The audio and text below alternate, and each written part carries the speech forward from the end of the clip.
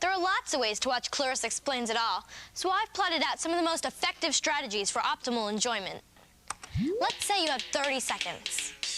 First, avert parental inquiry about remaining weekend homework. Next, remove annoying brother from premises. Clear path for best bud. Break out microwave popcorn and you're ready. Clarissa Explains It All. Every Sunday at 6:30, 5:30 Central on Nickelodeon.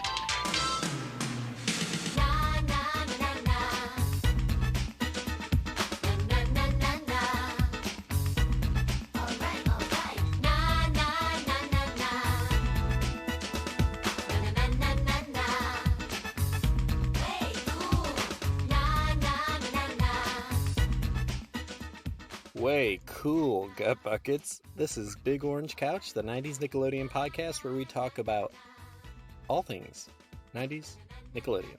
My name's Joey. I'm Andrew. Hey guys, I'm Nikki. And this is Patreon episode number 12. We're talking our top Clarissa that Explains It All episodes. Man. I mean, I know we say this a lot, but it took us a long time to get to this. Yeah. Too long. Crazy amount of time. Yeah. And we've talked about some Clarissas, but yeah, this feels right. And Nikki, this is your first time on, so thank you so much for joining us. Thank you so much for having me. You had mentioned either maybe wanting to talk about a Clarissa episode or doing favorites. Since this is your first time on, what is it about Clarissa? What's your Nickelodeon origin story here? Is Clarissa your favorite, or what's the story? Yeah, okay, so I'll start with history with Clarissa. I feel like she was the first female lead on television that I remember just immediately latching onto. I felt very seen and understood. Yeah. Not that I'm delusional and I think that I'm Clarissa, but I just felt like I related to her personality. So she was definitely my first fashion icon. I feel like her room was such a feast for the eyes, visually. It was so wonderfully cool. Weird. I loved seeing all of the outfit changes. Her wardrobe was fantastic. She was definitely my first fashion icon. And I feel like I was kind of a tomboy, and Clarissa hated things that were too overly precious or girly, so that was very much me. And then I had some personal correlations. My closest childhood friend was a neighbor who was a boy for years, so we played lots of video games together and rollerbladed. So I feel like I had that similar platonic relationship that Clarissa and Sam had. So yeah. And did you said you kind of strive to use Clarissa's fashion? Did you also share her aesthetic in your room? Did you try to freak out your room she does? Yeah, my room is crazy. I had inflatable furniture. Oh, Which cool. is fun. Lava lamps, Christmas lights everywhere, posters galore, whatever I could get my hands on. Lots of weird They stuff. might be Giants. They Might Be Giants posters everywhere. This is going to be a hot take. I don't like They Might Be Giants. Oh, I'm so sorry. My husband does. He's a huge fan. I know. I've had to listen to the, build a little bird house in your soul, whatever. I mean, Triangle Man, get out of here. I don't like it. I'm sorry. Oh, no. I'm so sorry. Does this make me exempt from the episode? No, you're not excused. No. That's okay. Okay, so there are some differences between you and Clarissa. There are, but I mean, all of the music tastes. I feel like she had a very diverse music taste. She mentions a lot of different styles of music, and so I have that in common. So. And was Clarissa Explains It All your favorite Nick show? Oh, for sure, hands down. Cool. Yeah, obsessed. Wow. Okay, obsessed. Andrew... But don't quiz me on random stuff because I'll blank out. So. What was Clarissa's brother's name? Oh, gee, I don't know. Oh. I got her. Andrew, you said you had been watching a lot of Clarissa in preparation. How you feeling? Good. I mean, I feel good about the show. I told you before. It's not very convincing. You know what? I kind of had most of my picks ready to go. I watched a bunch of episodes just to kind of make sure that these were the ones, but I told Joey before we started, like, I feel like Clarissa overall, to me, is like a little bit higher caliber than like Hey Dude, say. Well, I mean, most things are, aren't they? Yeah, that could be read as either the ultimate insult I or know. a compliment. Yeah. I do love Hey Dude though, so I do too. No, I like all this stuff, obviously, but Okay. I do feel very good about Clarissa. I feel like we haven't given it maybe as much attention as it deserves. Okay. Yeah. I definitely I watched a lot. I didn't watch all 5 seasons, but I definitely went through, and in particular I tried to zone in on ones I didn't remember. I really, when Clarissa's good, it's really good. Mm-hmm. I do think there is like a little bit of like sometimes the episodes can kind of blur together. Like if you watch for too long, like I was telling Andrew, like this is not my favorite show to binge, because like when I'd watch 2 or 3 episodes in a row, I'd be like, wait, which one did this happen in? Like, cause you're always in the house, you know what I mean? Yeah. Like and I love the Darlings and they're fun to hang out with, but it can get a little samey from time to time. So I love this show when it's great, but I do think there's like a stretch of episodes that feel a little, I don't know, like they're killing time or something. Because I hope I picked those episodes just to make it weird. Yeah, I think it would be a good thing if the lists are diverse here. I will say I am shocked by my list. I'm shocked by my list. Yeah. Okay. Good. There's only 2 on here that I thought would be. So. Wow. Yeah. Okay, mine might not be that big of a surprise because I feel like these are classics. Okay. But maybe it's just me. Well, I didn't want to pick anything that had already been picked before, so I have some different criteria. I feel like if you guys have already covered it, I didn't want to come in and like beat a dead horse and try to add things that I didn't, have to add. So those automatically got bumped on my list. Okay, so we've talked about Haunted House, Cool Dad, No TV. Is that it? So none of those made it for you. No. Okay. All right. I'm not saying they made it for me. Oh, we've talked about Brain Drain too. Oh yeah, Brain Drain's a huge one for me, but it's not on my list. Okay. All right. I like it. So, I like it. All right. I like it. Okay. So I created a Clarissa themed Mad Lib that I kind of gathered a few sentences from like some wiki pages or whatever, and compiled a Mad Lib for Joey and Andrew to help fill in the blanks, and I thought it would be fun. And it's themed Who is Clarissa Darling? So please make your responses as ridiculous as possible, or it's not going to be funny. You know how this works. And we can just alternate back and forth.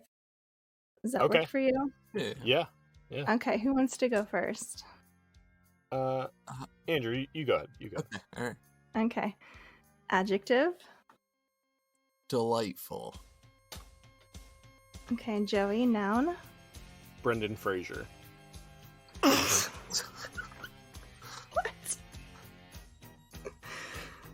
He's a person. He sure is. Okay. Plural noun. Andrew. Leaves. Like the things on the trees. I gotcha. Joey, adverb. Adverb. You can give me your adjective and I can just put it in a different spot if you already have one, Joey. My adjective would be bedazzled. Of course. Which I have yet to see. And have zero intentions on seeing. Oh dear.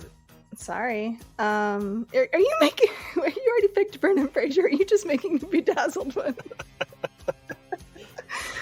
Somebody's got to pick an adverb, okay? Is pimply one? We can use it. And I don't think, but it's funny. Okay, how about a verb? Leaps or leapt or Leap? yeah. Leap. Okay. Plural noun? Toilets. Did you say toilets? Yeah. Oh, that's like a Mad Lib favorite. I was hoping somebody would pick toilets or poop. Okay. Okay, noun? Candy corn.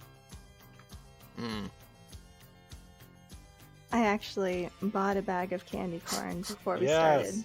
Yes. I've got some sitting here on my desk. She's all jacked up on the candy corn. Oh, I am real jacked up. Okay. All right, an adjective? Bloody. Ew. Okay. Okay. Another adjective? Poopy. Noun? Sorry, I'm already reading it. It's funny. Foot. Foot? Okay. We need a past tense verb. Licked. That could be That's fun. good. Okay. A noun. There's not too many left. We've got like 4 more. I'm sorry, this is taking so much longer than I anticipated. Oh, I love a noun. Hold on one second. Okay. Elizabeth Hurley. Why?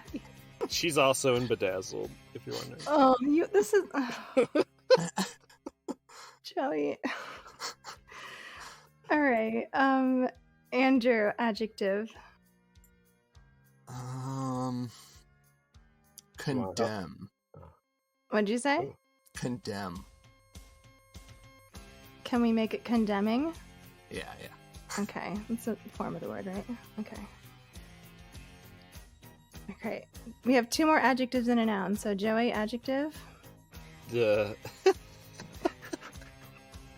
Anguished. Okay. One last adjective.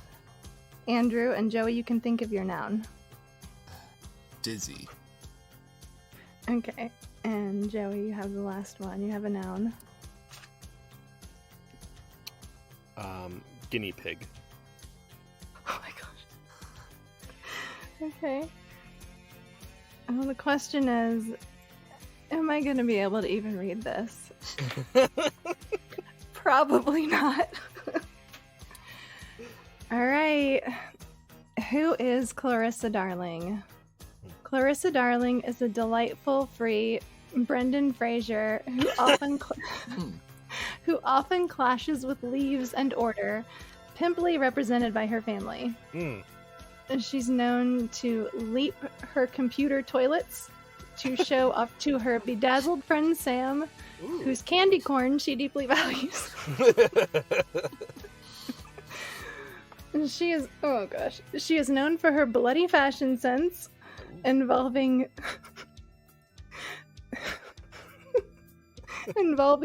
poopy, colorful feet. Oh no. Clarissa is usually licked by her moral Clarissa is usually licked by her moral Elizabeth Hurley, but isn't above some condemning drama and can be outspoken and anguished when needed. She's unique, dizzy, and an iconic 90s teenage guinea pig. I love it. Was that worth it? I think it was worth it. Yeah, Oh very good. gosh. A very fun activity. Yeah. We should do more of those, honestly. Like Nickelodeon Mad Libs. Licked by her moral Elizabeth Hurley?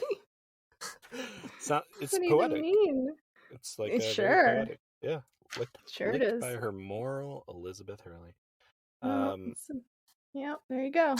You're welcome, everybody. This is what you signed up for on Patreon. Welcome, new patrons. Precisely.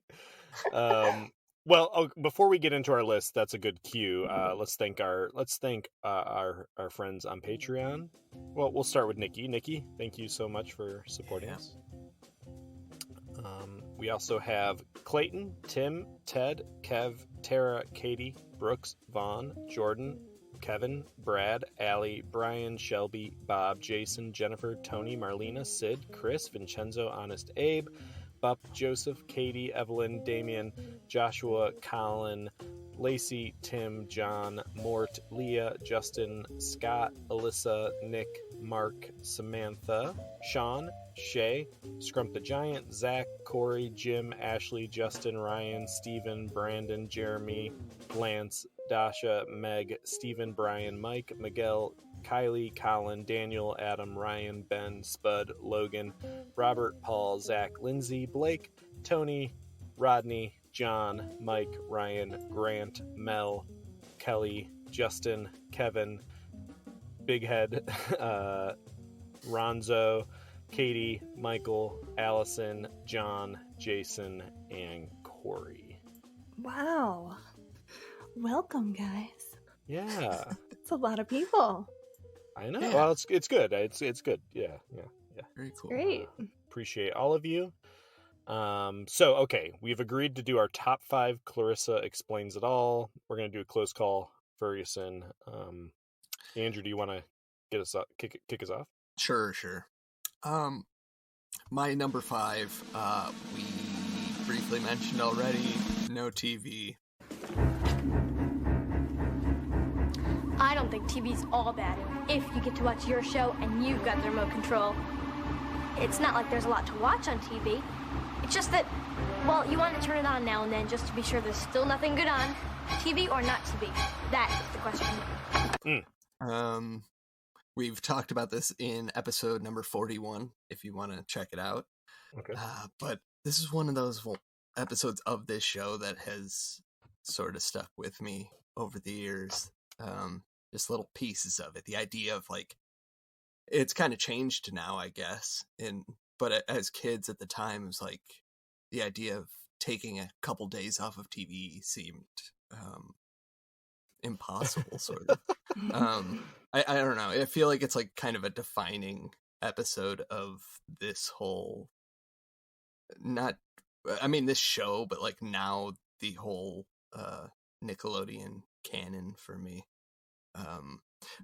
Anyway, in this one, Janet tries to make the family stop watching TV for a day, and it turns out to be like really hard for them, and they're like withdrawing from it, and she's smoking by the end of it. It's just a lot of fun stuff happens in it, including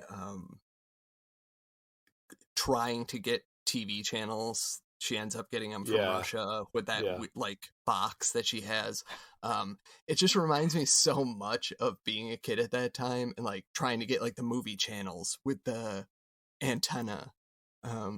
Another thing that like doesn't exist anymore. But so it's really reminiscent of that time for me, I guess.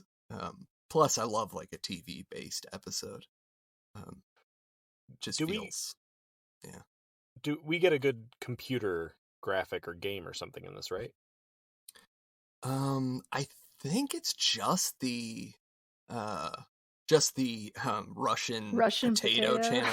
Yeah. Okay. So good. So funny. Yeah, I love that. It's a great episode of Clarissa. Now, it didn't make my top 5. I'll say it. Sure. I'm going back and looking at our episode description. Apparently, we talk about where the Darlings live. We tried to figure that out, and then also, is Janet Darling a hot mom? That's such a weird thing to say. Do you guys think she's hot? I never did, like as a kid, really, but yeah, I saw she like in that. I think it's in that Slimed book. Mm-hmm. She mentions like that was part of what sold her on taking the part that she could be a hot mom. It's interesting. Oh, like she wanted to be a hot mom. Yeah, she liked the idea. I don't feel like they tried to play her that way. No, she's like a children's museum teacher. I will say, it probably came up because with age, I was like, oh, you know what? Like, Janet Darling's okay. She's I mean, she's obviously not ugly. I mean, yeah, no. But like as yeah, I've but she's not like I'm now her age when the show is on, and so it's Oh, like isn't that okay. awful to find that out? Yeah. It's like, yeah, she's cool. Do you guys have a favorite darling, or I guess any character? There's not that many. I mean, you got Sam and Mathelda and a couple reoccurring. Me? You and Andrew. Do you guys have a favorite person? Marshall, hands down. Wow. Marshall's the best dad in the world. Listen, I should have said Clarissa, right? No, Marshall. He's the best dad in the world. There is no better dad that exists in television. I cannot be convinced. Okay. Yeah, I mean, it's Marshall. He's good. No, it's Marshall. He's so funny. He's so funny, and the show knows how good he is. A lot of times he'll like have this super dry line. It'll be like his lines make me laugh harder than anybody else in the episode, but they actually don't play a laugh track when he says the stuff, so it just lands super weird. And a lot of times when they don't give him a laugh, he just seems super depressed as well. He's great. But Andrew, who do you got? I think it's got to be Clarissa for me. Okay. She's just like such a force. Okay. I mean, I love Clarissa. I feel like I'm like, I don't know. I'm thinking like aside from Clarissa because that's kind of a given, right? Well, it's kind of a given. Sure. In that case, I think Ferguson's like What? very close for me. Who are you? I mean, I hate him, but I love him because I hate him, you know? Okay. He's got a very punchable face, is what you're saying. Yeah. You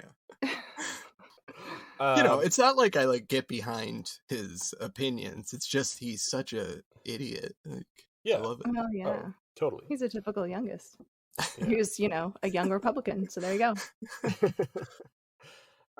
Nikki, you're number 5. All right. My number 5 pick is season 3, episode 11, Life of Crime. Okay, here's how it happened. I was out shopping this afternoon with Jody, just, trying stuff on. Then they announced the store was closing, so I got dressed really fast, without even realizing I was still wearing it. I walked right out with it. Without paying, I stole it. It was an honest mistake, you say. Just tell your parents and take it back. Which would be okay, except how do I explain that it is this? So I watched this one aired on January 30th, 1993, and was written by Suzanne Collins of the Hunger Games fame. Wow. So, yeah. So Clarissa's out shopping with her friend Jody. The store announces that it's about to close. She's scrambling to get dressed. Somehow, so many holes in the story. She leaves on this super saucy bustier, okay? Why was she trying this on? I don't know. It's black and red lace with garters. She's like holding it up like in the mirror, the whole 9. So she accidentally steals it. Just want to say, any woman who wears lingerie, there's no way that you could accidentally wear this out of the store. It's not possible. I mean, there's no way that you accidentally wear it out. Like, I get that you're in a rush, but there's no way you don't realize you have this under your clothes, Anyway. Not when you're 15. Who's doing this when they're 15? I don't know. I thought it was crazy. Just wanted to rush. I guess she was a fast girl, apparently. I mean, this episode made me blush for sure. I rewatched it. I'm sweating trying to talk about it. Yeah. That's what made it. Sorry, go ahead. No, yeah, it was just shocking that like they actually have her hold up the lingerie. Right? Like, that's why I was so happy that Suzanne wrote it and it wasn't like one of the guy writers, because that would have taken the whole thing a different direction. For sure. But yeah, the whole episode, it made it so fun. It's the whole thing centered around her just extreme mounting guilt for having stole it, and she's acting just super strange and bizarre around her family, especially Sam. Like, so there's a really funny scene where she's just crawling out of her skin and jumpy. It's got such a frenetic energy through the whole thing, and Ferguson can sense there's something wrong, and he's like desperate to find out what she's hiding. And yeah, it's great. And there's a very long, probably too long, daydream sequence that's a reference to a Western. I don't know if it's like Butch Cassidy and the Sundance Kid, but it's so stupid. She's referred to as the Bustier Kid and Silk Stocking Sam, who insists it's cheesecloth. It's cheesecloth. Oh So it's so man. stupid. And it shows her That- sticking up a general store and she's like, put all the underwears in a bag. You know, I have not thought of that. It's cheesecloth It's since a probably the classic last time I line. saw it 25 Oh, years ago or whatever. it sticks with you though. Jeez. Yeah, that's incredible. I'm glad you brought that up. Cheesecloth.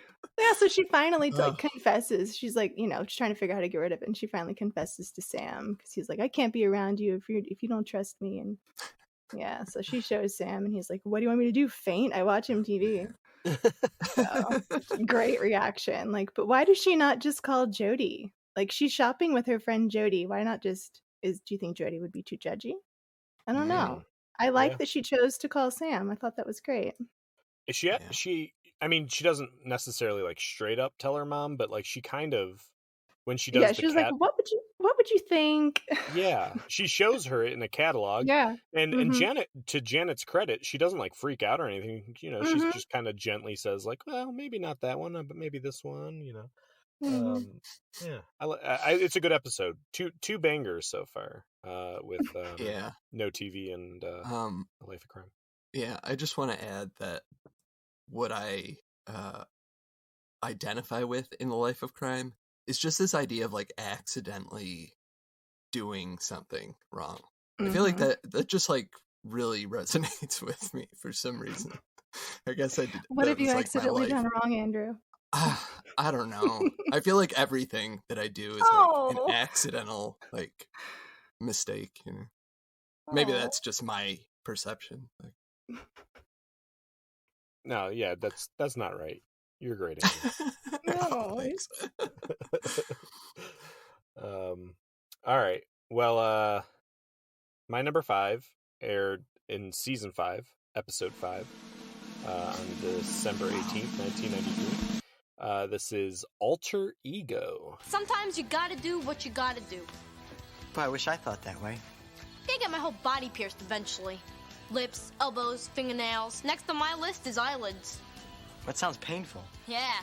So I'm Jade. Who are you? Classic. Yep. All right. During a party, Clarissa falls for a drummer named Polly while pretending to be a hyper-cool dressed character called Jade. Clarissa initially assumes the Jade alter ego when meeting Polly, but eventually has to reveal her true self. So, like, this is a classic, this image of Clarissa. She's got the black kind of punk rock wig on, black makeup. Mhm. She's a punk rocker, essentially. Yep. And she goes to this party where James Vanderbeek is playing drums in a band. And, she kind of, what I love about this is that this whole thing's a joke, that her and Sam went to this party just Yep. to like, dress up like idiots as a joke. And then she kind of gets kind of cornered into pretending to be this girl because this is the girl that the guy ends up liking. There's also a great B storyline in this episode of Ferguson adopting a cat, which he names William F. Buckley, a famous conservative. I just love this concept of like they figure out that this is a cat that a little girl had lost, and like Ferguson's absolute refusal to still give it back. It's bubblegum. Yeah, bubblegum. And there is a good black and white sequence in this where Clarissa transforms into kind of like the werewolf version of Jade, like a horror film. So I really remembered this from when I was younger. I rewatched it. I still thought it was like pretty high energy, pretty high pace, quick pace for Clarissa. And James Vanderbeek. How can you go wrong? How can you go wrong? I caught this episode like late night on whatever the most recent Nickelodeon station was, like secondary station. Like I don't know if it was Splat or what. Yeah. But yeah, it was great. It was such a pleasure to accidentally run into this like 18 years later, whatever. Yeah, it is a good episode. I mean, it's over the top and like kind of dumb, her whole alter ego, but it's good. Yeah. I have an auxiliary question. If a girl did this to you at a party, what would you even do? You find out, and she comes clean about it. What are you doing? Are you like just heading for the hills? It's crazy.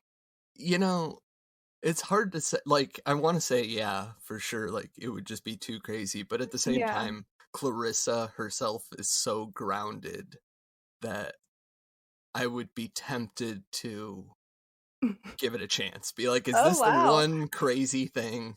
Yeah. Is this it? Maybe you're Okay. totally normal. Yeah, it's That's hard to funny. say because we know Clarissa. Not the. Yeah. Because his response is like, well, I'm flattered. Like, no girl has ever tried this hard for me. So, like, Mhm. I almost get that sentiment, but I think the initial reaction is like, oh no, something's wrong with this girl. Like there's a deeper issue. Because if you don't know who Oh. Clarissa is, then, you would think there's something really wrong. Yeah. Yeah, I guess so. It's a great episode. Great very episode. good. So memorable. Yeah. Andrew, you're number 4? Yeah, speaking of Jade, I believe she makes Ooh. her first appearance in my number 4, which is Cool Dad. 5,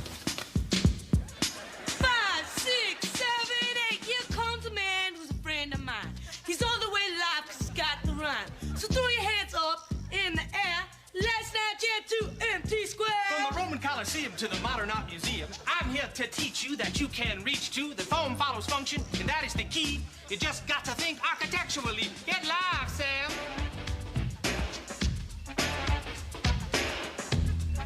Season 1, episode 12. We talked about it on the podcast at episode number 101. Classic Clarissa episode. I couldn't not put it on my list just because it like holds such a place in my head, I guess, for this show. But basically, Marshall's supposed to give a speech at Clarissa's school, and he's trying to like figure out how to be cool with it. And Clarissa's embarrassed, and he ends up like bonding with Sam over there, like trying to be cool together. There's so much good in this episode. I mentioned Jade. This is like the first time I think that Clarissa dresses up like that, like character. I think you're right. Also, the Marshall horror movie segment in this is great. So good. Of course, the dad rap at the end. I mean, what the hell?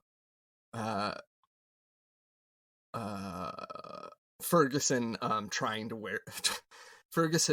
trying to sneak into this horror movie, and like his final attempt is wearing a fake beard, and it just looks so dumb. So dumb. It's so good. So yeah, I don't know. Love this. Such a big episode to me in the world of Clarissa. I feel like it establishes a lot about Marshall, and I don't know. Fun seeing Marshall and Sam do their ridiculous rap. That's great. And can I add on something? Cool Dad actually has my absolute favorite opening. Is that called a monologue? If it's at the very beginning.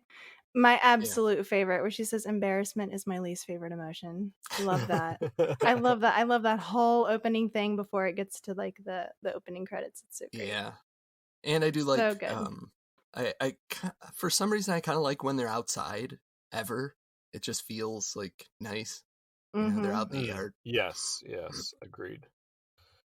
Well, great pick. Yeah, we talked about it. Fun episode for sure. Yeah. Nikki, you're number 4. All right. Well, my number 4 was covered very well by Joey. It's alter ego. What you wear can redefine who you are. Say you want to go cool. Real cool. Hyper cool. There, this'll do. Now all I need is a new name to match my new look. I think tonight I'll only be answering to Jade. Yes. Yeah, I love this episode so much. I don't have a whole lot else to add. You got a fake sewer rat tattoo, you got the fake nose ring, you got the fake Long Island accent. So committed to the Long Island accent. Yeah, pretty good, honestly. And there is another funny storyline in this that has to do with is this the one that has Janet with all of her prize-winning squashes? Oh yeah, she just keeps bringing in squashes. And they're like, "Oh, great." That one could really Yeah. I love when Marshall lies like, "Nah, I think this is the one. You can't cook this one." Oh, that's so great. I did have some interesting trivia from this one. If you're interested, since you covered it so well. Okay, so the girl who plays Missy, her name is Shannon Woodward. She's also appeared on the sitcom Raising Hope, which I have not seen, and the HBO series Westworld. Like for a lot of the seasons. I haven't seen that either, but that might be of interest to somebody. Westworld's great, but I don't remember now exactly. Yeah, she plays little Missy who has bubblegum. Interesting. All right, And if you want some even deeper trivia, I've got a James Vanderbeek fun fact for you. Oh yeah, give me that. Okay, so this is 5 years before Dawson's Creek came out. This was his first on-screen role. And a little side trivia about James Vanderbeek. The actual translation of Vanderbeek means, literally in Dutch, from the creek or of the creek. Wow. So now I have questions. Did they write the entire show Dawson's Creek because of his last name? Super weird. Just saying. Is he Dawson? Bizarre. Yeah, he's Dawson. He's Dawson? He's filmmaking Dawson, yeah. Oh, wow. Did you watch Dawson's Creek? No. No? No. Oh, it's great. Oh, it's great. Loved it. More of a pacey girl. More of a pacey girl myself, but yeah, good show. Wow. It's like another one of those things when your name like reflects what you do. Like Bookman, Yeah, the reason people's well, that's like where a lot of last names came from. Taylor, Smith. Right. Yeah, but I mean becoming that after the fact. True. And this is even more bizarre than that. I mean, what the hell? He should come back. I feel like I'm ready for a James Vanderbeek comeback. He was on like Dancing with the Stars a few years ago. He did pretty well. Do you want to know a really embarrassing story about me that is like in relation to alter ego? Sure. Do you want me to overshare? Oh, yeah. So when I watched Clarissa with like the fake nose ring, I was inspired to also get a fake nose ring. And I like got some wire cutters from like our junk drawer, and I cut a ring out of my spiral notebook, and I put it in my nose, and I wore it around the mall.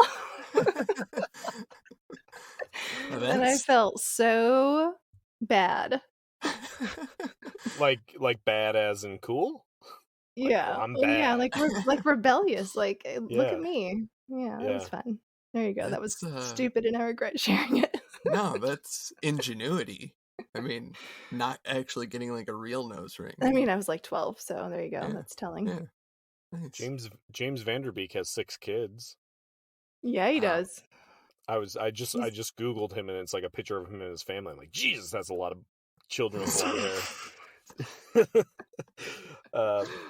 I do love the moment in Alter Ego where nobody in her family's talking with the Long Island accent, and he gets like frustrated for her, and he like confronts them, being like, "You should be like proud of where you come from."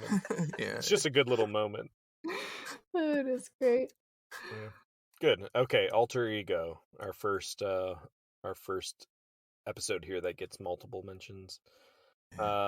My number 4 is a big one in the run of Clarissa, as far as what happens here. This is season 4, episode 8, aired August 14th, 1983.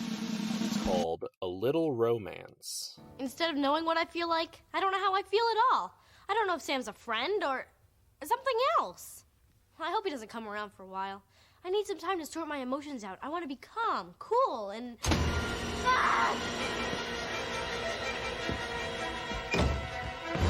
Oh, jeez. You know A Little Romance?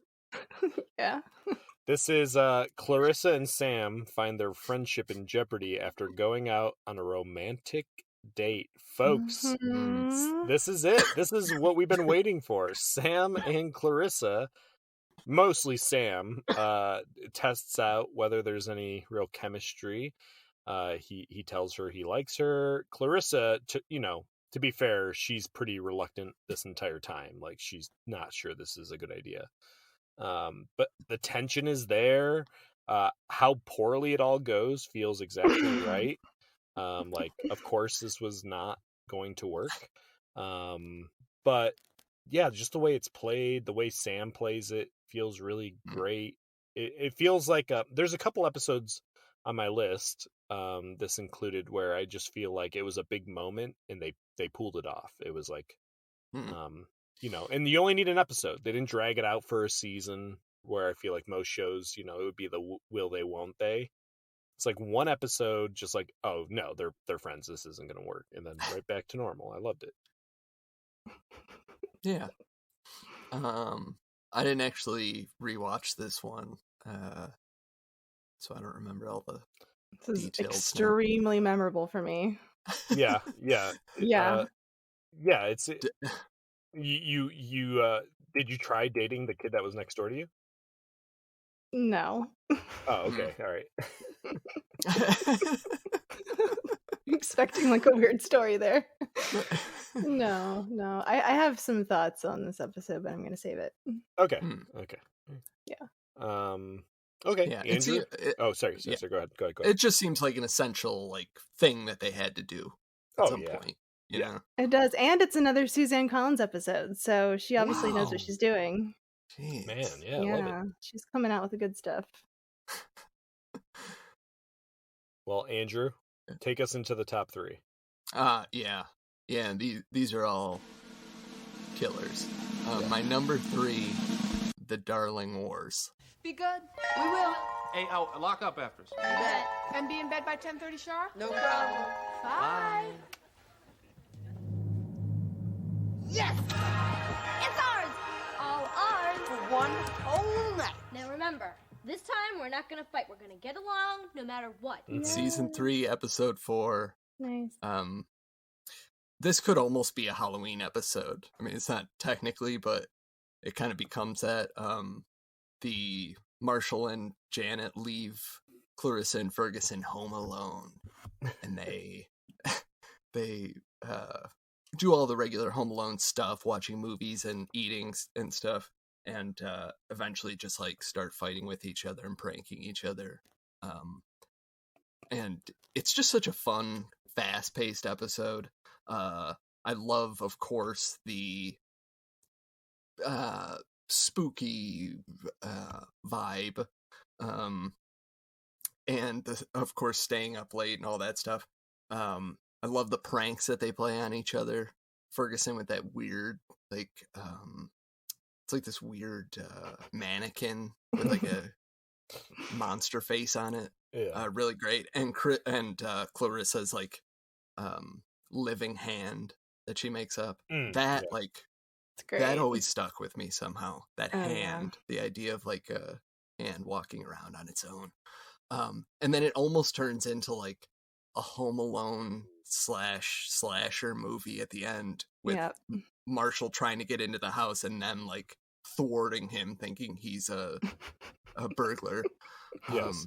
Yeah, God, I just love this so much. I love Ferguson's makeshift lab he's hiding in the basement. So good. That he just pulls out of the wall. Yeah.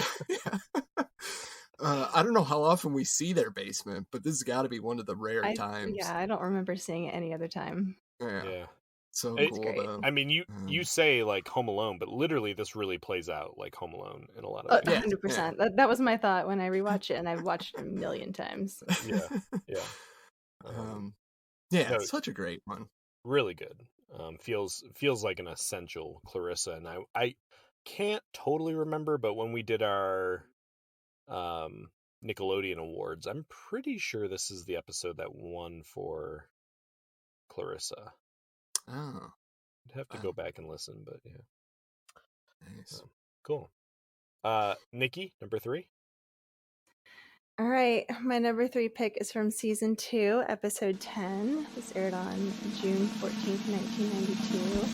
Miss Guidance Counselor. Clarissa! You don't want to grow up to be a kook, do you? I don't know. What are the hours? Just kidding. I think it's time to take a careful look at my 3 F's. Excuse me? You must learn to focus on the goals at hand, to have fusion with positive peer groups, and to follow through with set tasks. Focus, fusion, and follow through are the keys to fitting in. But what if I don't want to fit in? It's the only way to avoid that terrible drift into the abnormal. So, you familiar? Yes. Okay. So, Clarissa's normalcy essentially is challenged by this super uptight guidance counselor named Mrs. Cheesebrow, who has apparently had 50 consecutive meetings with Clarissa, which is insane. She thinks Clarissa doesn't take her future seriously and tells her she's not living up to her full potential because of all these undecideds on her career aptitude test. So she signs up Clarissa for what she deems as normal teenage girl activities. So Clarissa's like thrown into the dance committee, which is like lame. You know, it's like girls trying to do stuff with like unicorns and crap and like Wilson Phillips or whatever. And then she has to do a home ec where she's like burning cherry pies, feeling like a total failure. And then like you see this awkward sequence of cheerleading where she just like can't keep up with everybody. So Mrs. Cheesebrow is totally like getting into her head. And so, you know, Clarissa starts doubting herself and her identity. And she's like, well, maybe Mrs. Cheesebrow's right. You know, like weird is fun now, but what if it's not funny later? And like that has like a hilarious scene, probably one of my favorites, where it's got Clarissa standing on a soapbox in the street with a megaphone. And she's like, listen to me explain why the theory of relativity is wrong. And she's like trying to sell homemade pot holders. And she's like, homemade pot holders for sale. Get them now while you're still alive. And they're like, this is like obviously like a daydream sequence. And so they like, the cops take her off to jail. And it's so ridiculous and stupid. But yeah, Mrs. Cheesebrow sucks. She's horrible. She's trying to put her in a mold, and that's not who she is. Yeah, but I think she plays the like jaded guidance counselor just right. No, I think she plays it wrong. She's terrible. You think the actress is bad? No, the actress is good. No, that's what I'm saying. Yeah. Okay. Very, very believable. Very believable. She's terrible. Yeah. I'm looking at her now. Nancy Youngblood. Good career. Yeah. Doogie Howser, The Wonder Years, ER, Home Improvement, Star Trek Voyager, CSI, The Shield. Yeah, Bones, I saw that. It's a lot of random stuff. Weeds. Good stuff. Shameless. Yeah, I feel like I was just looking her up. Maybe it was because of this, but it seems weird. She's on all anyway, of our minds. I like that when she finally comes to the house for like a home visit, like it just keeps getting worse. Like Marshall's got this oceanic tunnel crawl through that he's created for the Children's Museum, and he like walks up to her with these hilarious pinhole glasses, like a foot from her face. And she's like, no wonder she can't have a normal teenage life with all of these abnormal bohemians. So, like Marshall and Janet come through and they take up for her, so it ends nicely. This is a good one. Don't put kids in boxes, okay? Let's not come up with all these stupid norms that girls have to do certain things. Hate it. Lame. Yeah, unnecessary. This is a good one. I like that Clarissa said that what she wanted to do was she was wanted to be a Tahitian pearl farmer, or it was between Formula One racing and Tahitian pearl farmer. So funny. Did you rewatch this one, Andrew? No, I didn't. Okay. Yeah, it's a good one. Very good. Nice. My number 3 is the last episode of Clarissa Explains It All, which aired December 3rd, 1994. It's called The Last Clarissa. Who would have thought I'd become a chronicler of teen life? Anyway, my editor even said he'd submit it for some kind of prize, but I just really like investigating what's going on and trying to get an idea of what might happen. So, for my last and final issue of the Thomas Tupper Times, I've decided to devote the whole issue to the future. I mean, where will we all be 20 years from now? Clarissa finishes her last article for the newspaper, dedicated to the future. This arises the question, where will they be in 20 years? I think maybe this is like one of the best done finales on Nickelodeon. Granted, most shows didn't have the privilege of knowing they were ending, right? Like to properly send it off. But I really, really love like the precise and fun way in which they show like where all the characters are going to be in 20 years. You have this dilemma of like where Clarissa and Sam are going to go to college or whether she's going to take an internship in New York. It's like, I don't know, it was very comedic but mature, and it felt like a really proper send off. Like I was just super impressed with this episode. Wow. I didn't rewatch it. So I totally don't remember it from when we were younger. So I can't say much about it. Well, it's a good Going to the big city. It's a good one. I mean, there's the dilemma, like, you know, she wants to be an intern in New York rather than go to college, and she kind of got to work on it with her parents. But I don't know if the episodes I like feel kind of packed with like big consequential things rather than just kind of the everyday stuff. Although my number 2 is against that, but like I you know, I do like the ones that feel a bit over the top or dramatic, I guess. Yeah. Well, I'm interested to check that out again. Yeah. And at some point we should almost check out what's it called? Like the failed spinoff. Yes. Like it's on YouTube. Pilot episode. Yeah. I will say, Andrew, where Ferguson's going to be in 20 years is just so good. It's so funny. Okay.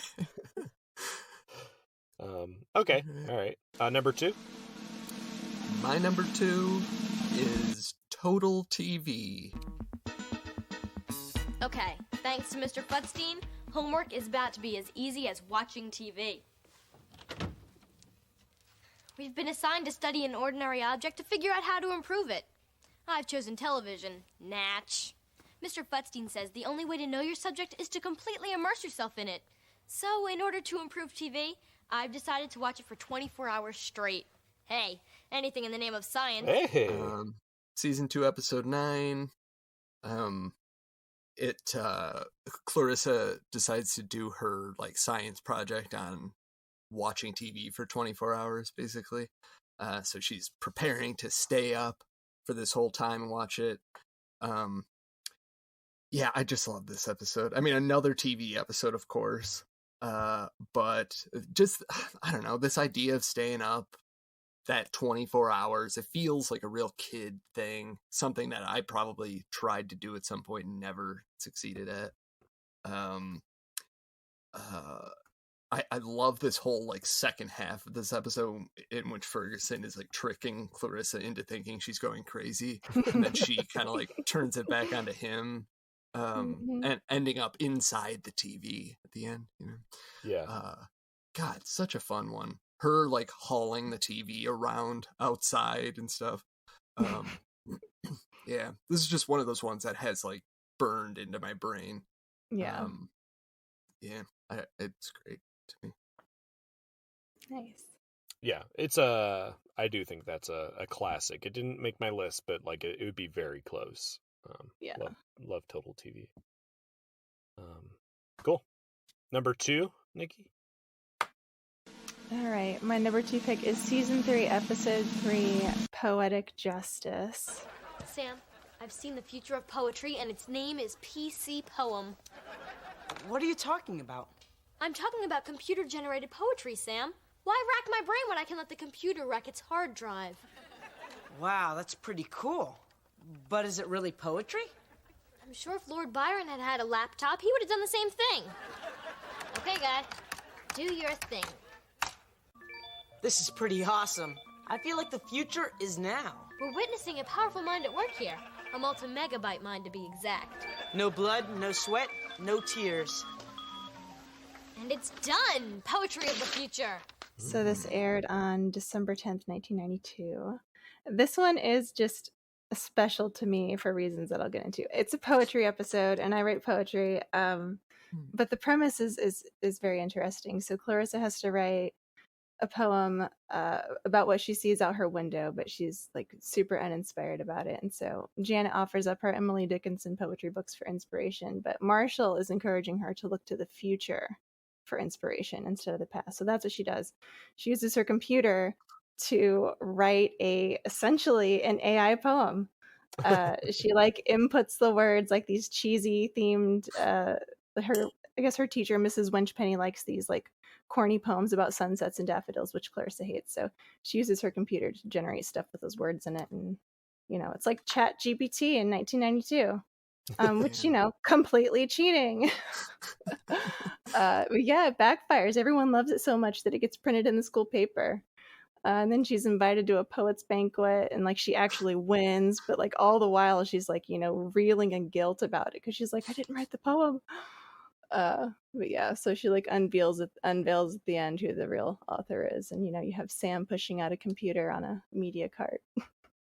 But it was funny. It was just special because I had no idea who Emily Dickinson was at the time when I watched this as a kid, but it did result in me going to a Walden Books and buying an Emily Dickinson poetry book in 1993. I still have it.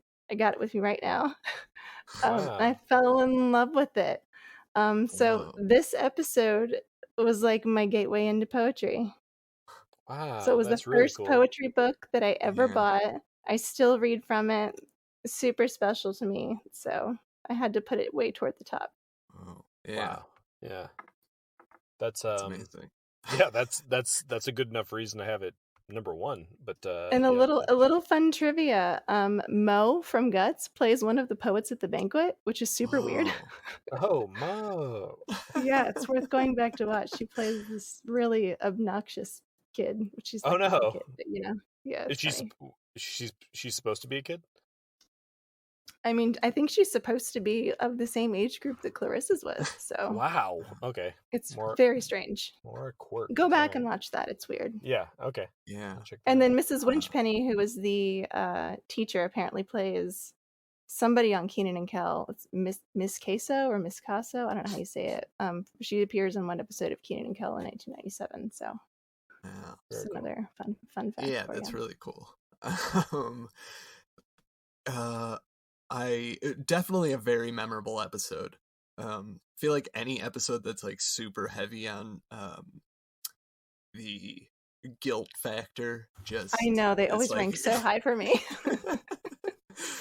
Yeah, I love it. What are your thoughts on like AI though? Do you think that counts as like writing? I mean, because I don't. I think like the real question is going to be like when it's good enough to be indecipherable from a person.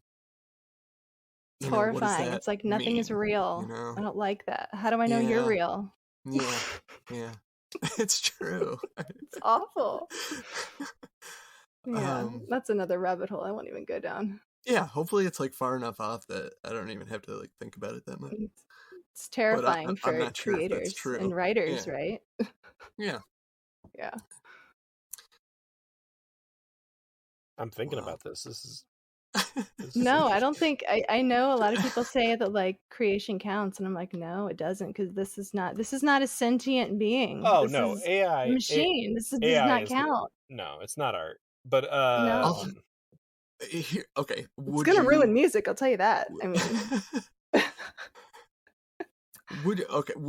if you were Clarissa, would you like admit it that you didn't come up with it? Oh, yeah. Like I don't. Who are you asking? Both of you. I don't have any ability to like. Guilt eats me alive. I'm a confessor. Like I just have to get it out. Like I can't live like that. Yeah. I'm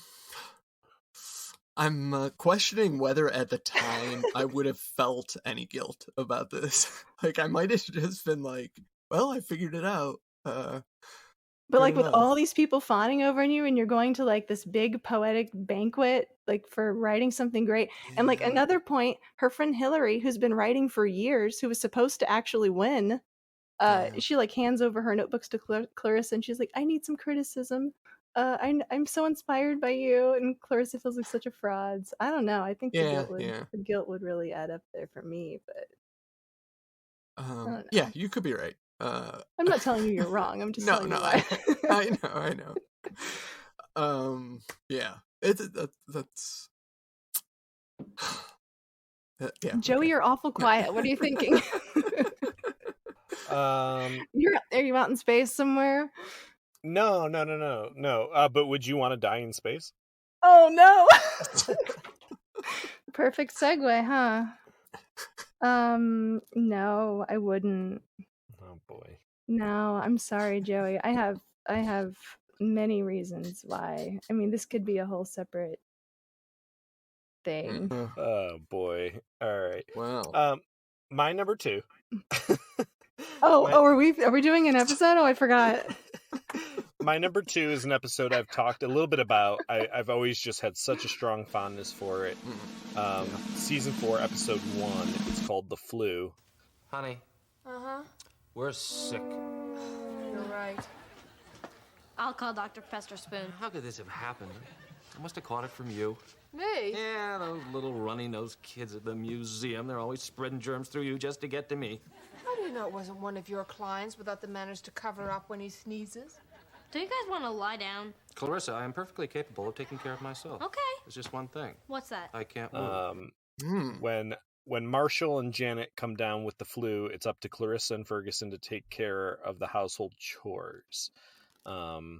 I spoke about this episode on our favorite sick day episodes. My fondness for this episode is just so strong. We have a winter storm outside, which is going to make you feel cozy, and I always love that feeling, like on a set when they open the door and you can hear the wind and like the snow's kind of blowing in. Yeah, just so good. It is a great scene. Yes, yeah, and then plus you got your parents in bed, right? So the kids are in control of the house. It's just like a warm mix for me. I love this episode. I love the feeling. I love the switcheroo at the end, where then Clarissa and Ferguson are vegging out on the couch because they're sick, and then their parents are taking care of them. I love that. There's a great killer Star Trek parody in this episode, featuring the doctor who's checking on them, who's this like great old guy, just this great kind of house call doctor, Dr. Festerspoon. Yeah. Yeah, I love. I don't know what it is. Like, I don't think this is a classic Clarissa, but I really loved it when I was little, and then rewatching it, it's like a great mix of what Clarissa does well to me. Yeah, I think it's memorable too. I just remember that I ranked what's it called? Sick days ahead of this when we were talking sick day episodes. So it's all right. In fact, it's the second best episode of Clarissa. Yeah, that seems crazy to me, but it's so. Yeah, I'm telling you, winter storm outside. Throw on the flu. Make some soup. Oh my god! I like that. I like winter. I like that they're showing winter. I mean, yeah. All right. Well, we're here at the big one. Drum roll. Well, yeah. I gave my number 1 to the only episode I could give it to, and that's Haunted House. Listen, you can't run. You can't hide. Your parents won't let you destroy it. Your only chance? Get ready for Aunt Mafelda! Season 1, episode 4. Okay. We talked about it, episode 172 of the podcast. This is the Aunt Mafelda episode. Also it's not Halloween, but it's like a spooky episode, whatever. Just like, this is it for me. I love this episode so much. I could watch this every Halloween forever. It's just such a fun one. Aunt Mafalda somehow is she only appears in the series twice, but she's so memorable. there's so many good things that happen in this episode. The tracking of Mafalda moving through the house. Love that. The Mafalda vision. Ferguson's whole, like, trying to pretend like he didn't break the vase. The Mafalda computer game is amazing. The whole seance sequence. And finally, like, that little hint of the supernatural at the end of this episode. It's just all so fun to me. I love Mafalda as, like, a almost villain, but not quite. You know, Clarissa's just trying to get rid of her. But the entire thing with Sam, like, pretending to be the voice of her dead husband is, like, just so ridiculous and funny to me. Yeah, I this is it, man. I love it. Also, coincidentally, I just randomly stopped on this movie on HBO yesterday called The Assistant. Whatever, I was looking up people in it, and Mafalda herself, Heather McRae, I believe her name is, did a, like, minor voice in it, but it was quite a coincidence. That's cool. Yeah. Anyway, great episode. Love it. Yeah, we talked about this with our friend Kevin. It's a top 10 for me. You know, it's really good. I don't think the return of Mafalda works quite as well. Yeah. But I think this episode really just great character. And yes, you mentioned it, but Sam doing the voice is just so funny. Love this episode. What do you think, Nikki? I remember watching it. I mean, I've seen it, obviously. I'm not, like, a huge fan of supernatural themed things, so it doesn't really rank for me. But, How I mean, the dare voice you. is fun. I'm sorry. I don't do spooky stuff. I'm an anti-spooky girl. Wow. I know. No, This I've is just, un- I've wait a just minute. let all of the fun out of the room. Wait a minute. Anti-spooky, but pro candy corn? They're not mutually exclusive, are they? I like candy no, corn. it's just the exact wrong order. Okay. I mean, I just enjoy it in general, especially with peanuts. Have you had, like, salted peanuts with candy corn? It's like a wonderful combo. I'm just saying. It's like a salty sweet. It's great. Well, maybe it should enter your mind. Yeah, what if it makes you like it, Andrew? It's great. It could. No, turn it is me very on. good. Yeah. It is very good. I'm just saying. Yeah, sounds good. It sounds interesting. I'll save judgment. It's fine. I don't. My feelings are like 0% hurt. Okay, Nikki, number 1. All right. My number 1 pick aired on May 4th, 1991. It is from season 1. It is the 2nd episode, School Picture. Okay, the definition of picture day is the day where you and everyone in your class dress up in dweeby clothes and have your picture taken so your mom can send it to your grandparents or show it to strangers on a bus. Maybe I can't do anything about New Year's or Bergbase's birthday, but mark my words. After this year, school picture's never going to be the same. And that's a 411. So I immediately think of this episode when I think of Clarissa. I feel like, first of all, it's got a special place for me because it's my most watched. So I feel like it kind of had to be number 1. I watched this more than any other episode because I had the orange VHS tape of this. This was on the Enslaved by the Bell tape, which had a couple school-based episodes. So I watched a ton. And secondly, I feel like it sets up the show for who she is as a character. Like, she's this outgoing kid who has a deep need to be unique and different.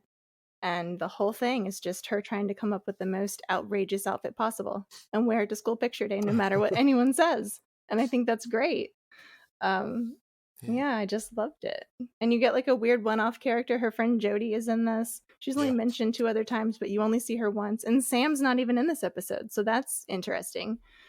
But yeah, there's a couple really good specific scenes that I think are just hilarious. It's the part where Principal Merkin calls Janet, and he hangs up the phone, and she's like, he said he heard you're going to school naked.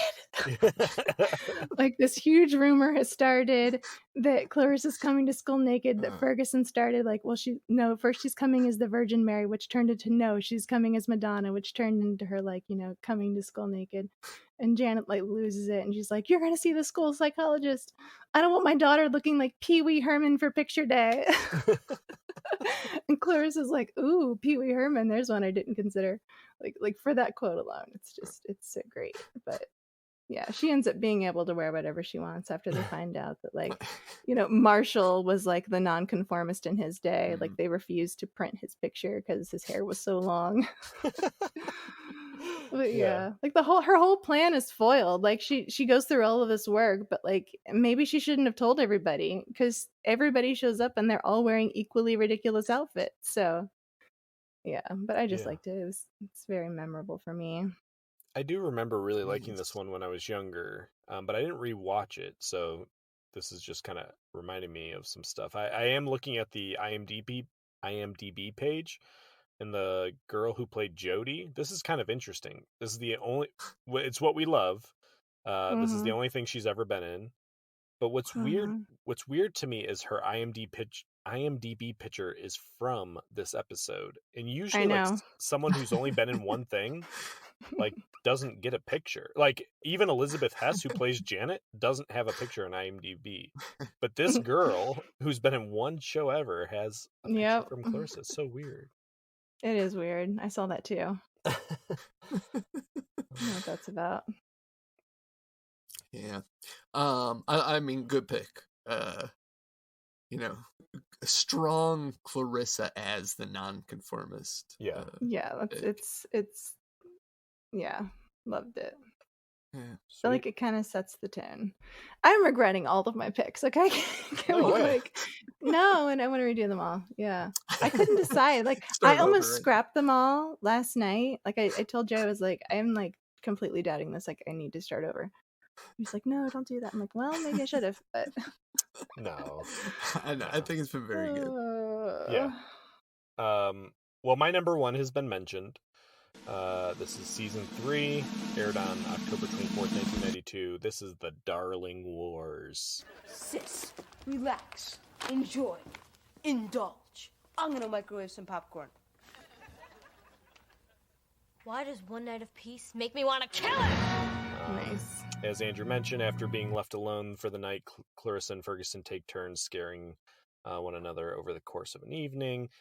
Andrew, I thought you like kind of spoke to it really well, but this is just like such a complete this is, to me, a perfect Clarissa episode. It's so complete. You really get like everybody kind of at their height of who their character is. Watching Clarissa and Ferguson really go back and forth is so fun. You kind of get to explore all the rooms of the Darling house, especially when it heightens up. You mentioned the basement, Marshall trying to get in and them thinking it's a home invader. I think in a lot of ways this is the scarier episode than like Haunted House, or you know what I mean? Like, this is kind of the scary Clarissa, and it's not that scary, but you think so? I think it's kind of funny.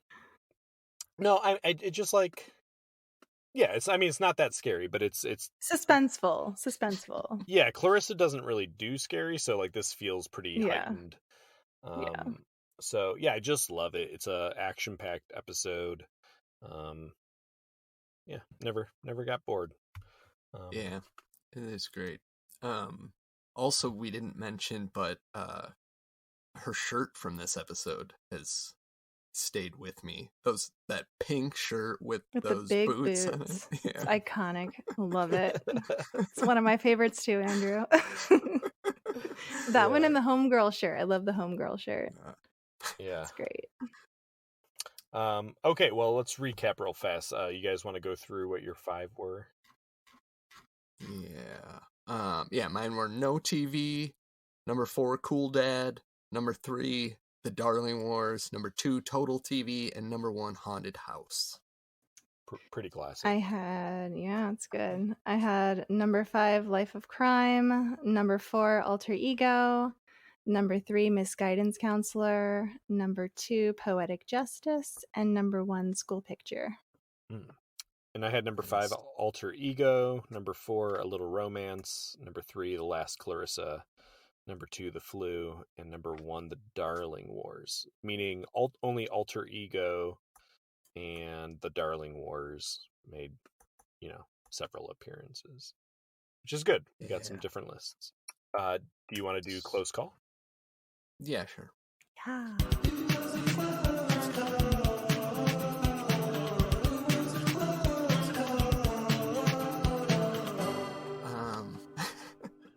My official close call is Road Trip. Yo, yeah. I like that one. The Darling family's getting ready to go on their annual vacation, but instead of going to Lake Winnemucca, maybe, they decide to go to the Grand Canyon.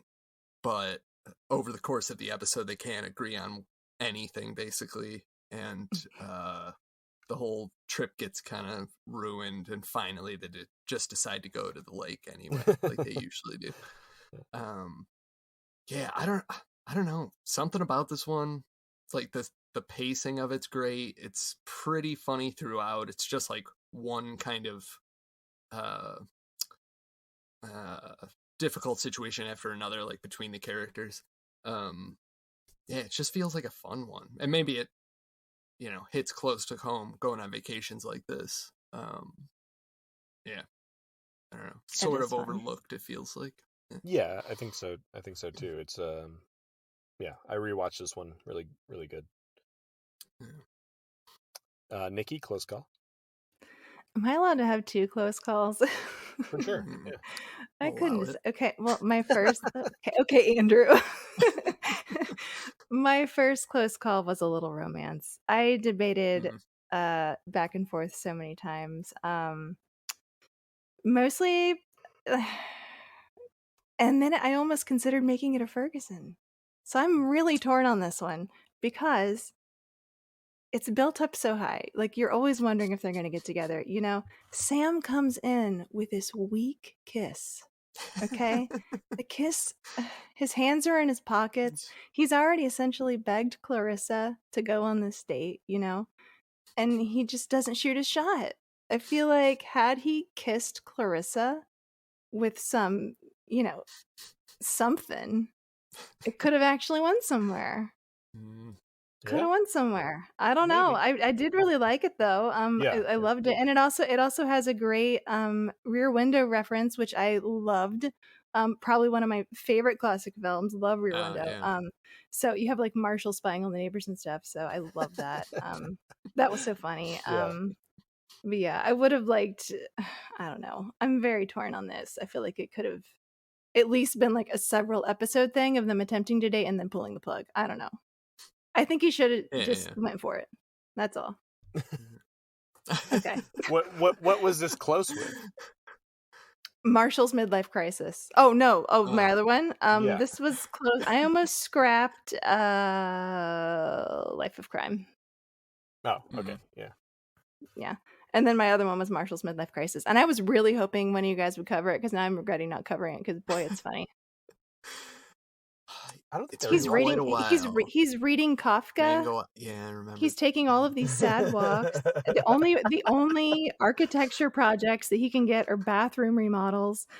He says that life is an onion which one peels crying, and he wants to move the whole family to Mango Island. I mean, it's iconic. I'm like so regretting not putting it on there. It's so good. I was like, they'll totally pick it.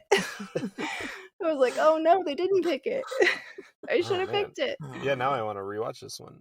Oh, it's great. Marshall reading Kafka. Get out of here. It's hilarious. It's got to be good. Yeah, it's got to be good. It's got to be good. Nice. Well, those are 2 great ones. Well, I think based on your description, it's been a long time since I've seen the one, but Andrew, you talked about it. My close call is Cool Dad. Boy, what a yeah, just we've talked about it in detail. It's just a good episode. Particularly, I feel like one of the most iconic things from the series is Marshall and Sam dancing in the pants. Yeah. It's great. Yeah, MC Hammer pants. It's great. Shall we Ferguson? Yeah.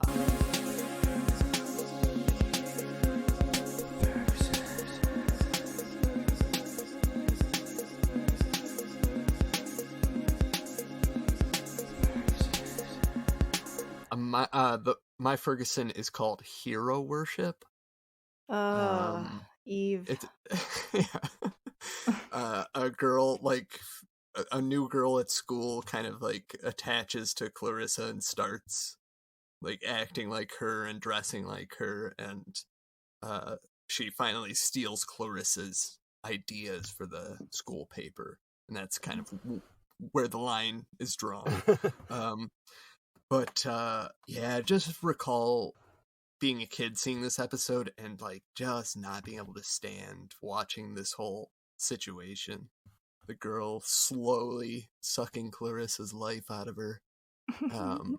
Yeah, I don't know. Just kind of, and a very like Ferguson-like character in the sense that she's just kind of horrible and annoying. She has no personality, so she has to find someone else's, basically. Yeah. Not cool. And the crazy part is like this episode doesn't end. This episode ends with Eve like still being crappy and getting caught. Mm-hmm. There's no like redemption for her. It's just a little unusual. Anyway, yeah, this episode a little hard to watch for me. Yeah. Okay. Nikki? True. Yeah, mine's Ferguson Explains It All for all the obvious reasons. I just love it. I almost did it. Oh, did you really? It's very close. It's just a little too out there for me. And this is a Mitchell Kriegman episode, so now I feel really bad. But I mean, I found it too. I don't know. I just found it annoying. I don't know. Yeah. It's also my Ferguson. I don't have. Was it really? Yes. I don't have a deep reason other than I found it just. I couldn't even finish it. Like I watched like 15 minutes. I was like, I'm done. I can't do this. I mean, by the time like he and Marshall went back in time to the dinosaurs, I was done. Yep. Yeah, I was like, this sucks. Like Thank you. Thank you. But I'm not sure whether it's like proving a point or something like that. Like, you know, if the show was Ferguson's, it would not be good. I don't think that's what they were trying to do, but like, I don't think it was. Yeah, it's just Sorry, it doesn't work. And in that way, of course, you know, fittingly it's a Ferguson, but like in that way it's kind of the perfect Ferguson because even just the name of the episode excites me. I'm like, ooh, Ferguson Explains It All. Like, you know, rub my hands together, I'm ready. And then To only be disappointed. Yeah, like immediately it's clear like, oh no, this is not gonna work. Yeah. So where would that have fallen on your list, Andrew? It was almost my Ferguson. I mean, it was almost your Ferguson. Okay. To Hero Worship. Oh, okay. I thought you meant it almost made it to your like main list. I was like, oh no, I'm so sorry. Okay, good. No, that's upsetting now though. It would have been, I think, the only other. Maybe the first triple Ferguson. Yeah. Ooh, triple Ferguson. 4 Ferguson. Yeah, that would have been. Damn, Andrew, you blew it.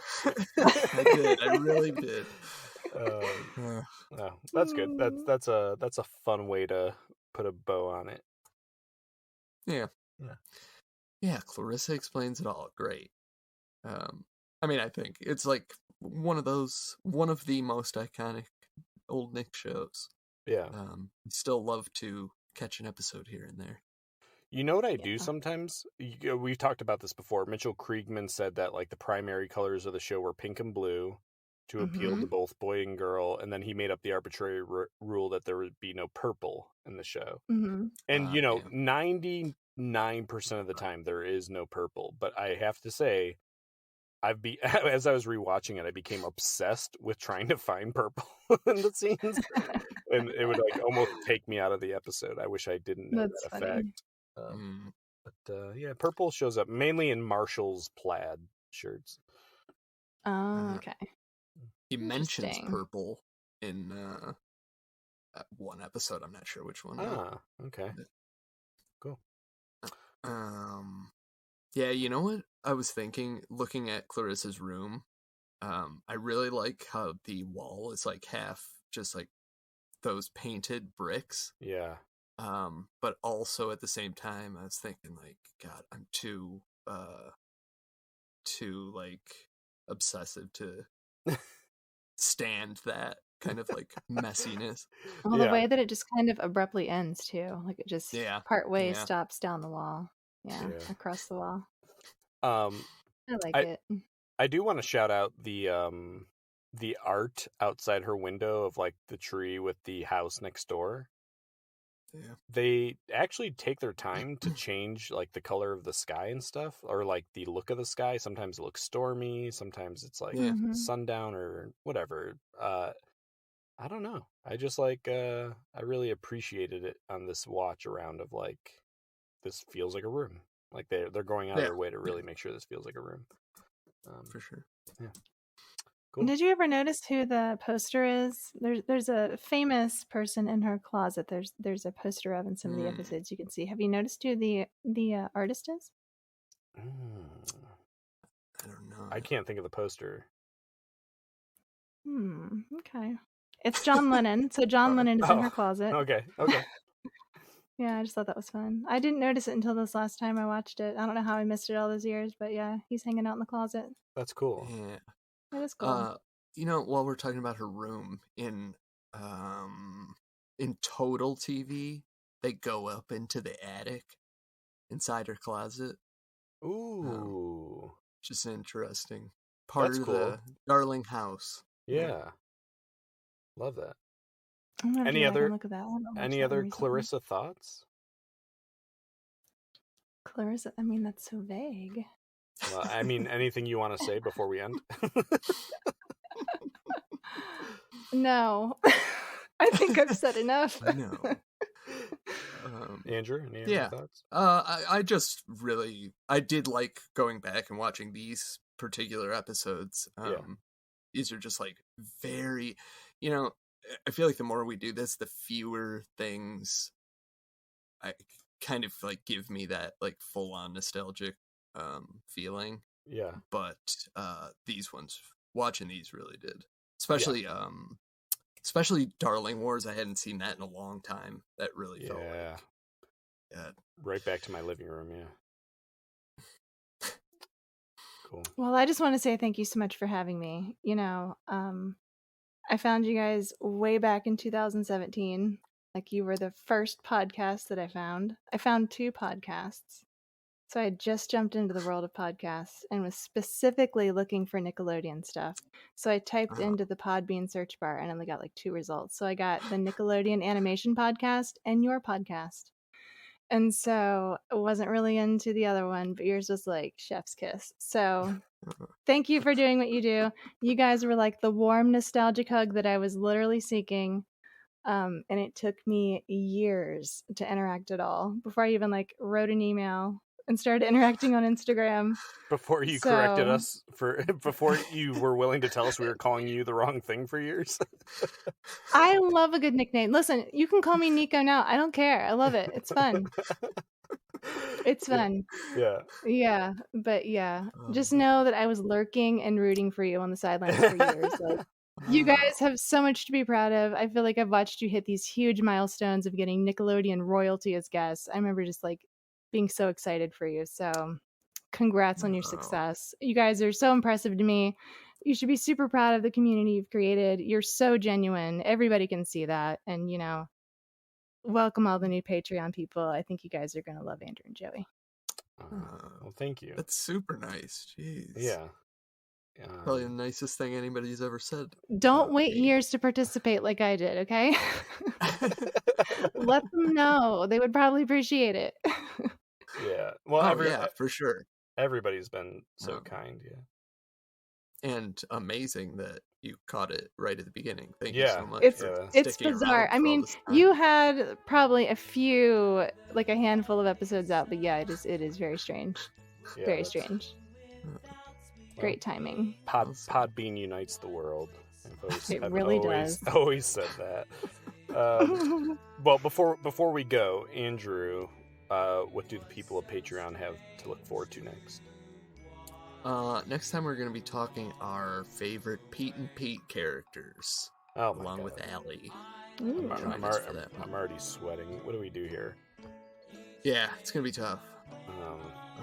Yeah, I guess we don't have to talk about it now. But yeah, favorite Pete and Pete characters. That's going to be good. It's going to be good. And you guys already know how to find us. You're on Patreon, which we so much appreciate. Andrew and I, we have the ingredients to the next Betty Ann tier package. I think this is going to be... I think people are going to like it. It's multi-layered. It's got some real classic stuff that only our gut buckets would get. So if you're waiting for your next giveaway after the t-shirt here, that is on its way pretty soon.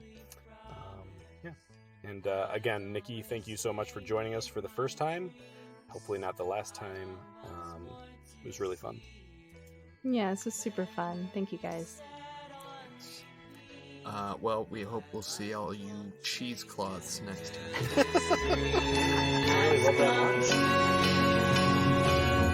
Clarissa, now or never. Our love will last forever. In dreams we dance together. Let's make them real forever. Clarissa, tell me something sweet. Clarissa, tell me everything.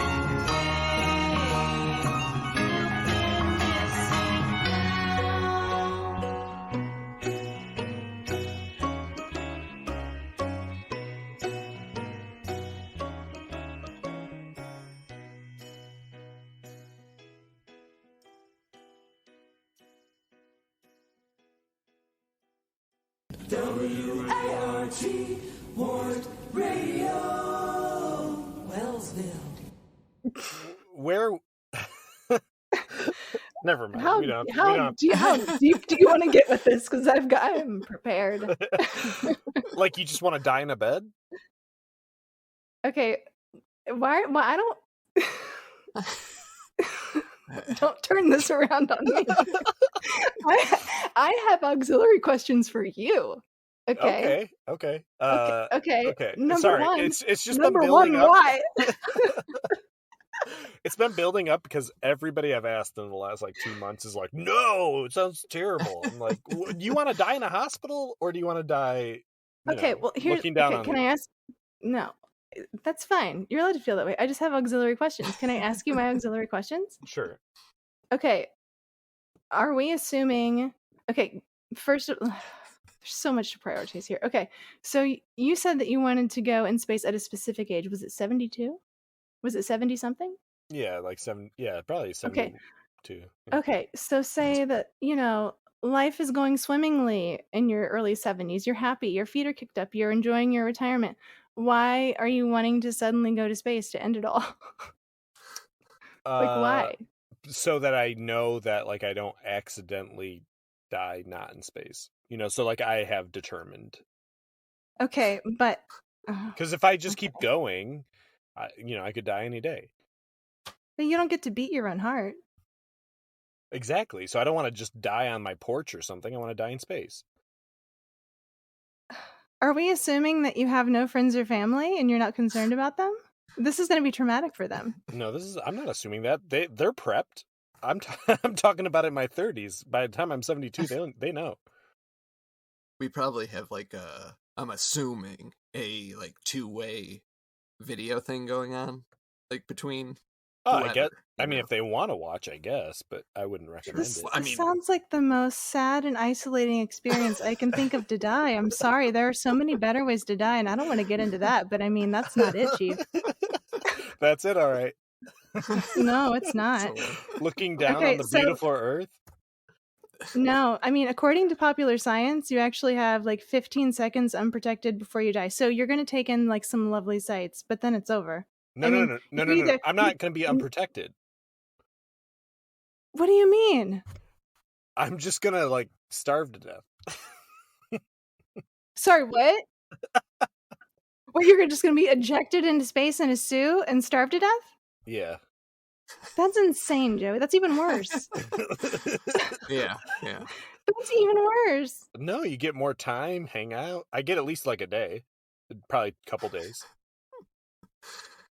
Couple days, God. It I'll would probably be so I'll lose painful. consciousness. No, I'll lose consciousness. I'll eventually faint, and then I'm just. What are your thoughts on littering? Because your body you'd be littering space. My body is space. No, your body is not space. Your body. You don't think you're made from the cosmos? Your body is space. No, it's not. We are space. No, we're not. What do you mean, no, we're not? We live on a planet in space. Everything on this planet is made up from the atoms. Oh, go ahead. Okay, first of all, you're assuming that the world is even going to be able to sustain itself at the point where you become 72. How do you know? How do you even know that that's going to be possible? We might not make it to 72. I'm not trying to predict the future of the Earth. I'm not saying you are. I'm just saying. Sure. Things could be bad before that. Yes. Yes. In that case. And what happens? What happens if you get up there and you regret it? No, that's too late. No, there's no regret. No, you have that moment where you have these people who have the survivor feeling, like the people who have jumped off the Golden Gate Bridge and they've lived through it, and they're they always say that right before, right when they jump and right before they land, they always think oh no, or what have I done? It's instant regret. You're going to get up there and it's going to be instant regret. What you're talking about is, tragic suicide. What I'm talking about... This is suicide. No. What I'm talking about planning your death is suicide. No, there's different versions. There's suicide out of desperation, and then there's living your dream. And my dream is to die in space. Andrew? I'm just in my mind, the only way that this can work out is if we're in some advanced future where you can somewhat predict when it's coming. To a degree, so that you can predict it's going to be 24 hours. At that point, well, no, you decide, have no time then. I'm going to be shot out there. Well, how much time do you need? Enough to take it all in. I think this has got to be scheduled a year out. I'm exhausted. A year out. Yeah. That's just that's impractical. Not going to fly, I don't think. Well, it's my dream. Okay. Well, you have that right. Part of the problem also is I feel like there's some assumption that you are feeling good enough that you can even care about this at that point, Oh, if you're in a lot of pain or something, you're probably not even going to care anymore. You're going to be oh no, it would be that would be even better. Doing me a favor, Yeah. I'm just saying. I don't know. I don't know if you'll be in the state of mind to even care. I don't like this reasoning, Joey. I just don't like it. That I want I'm it. Sorry. There's nothing. There's nothing to like sad. or dislike. It's what I dream of. Okay, well, I hope your dreams come true. I'm telling you that your dreams make me sad.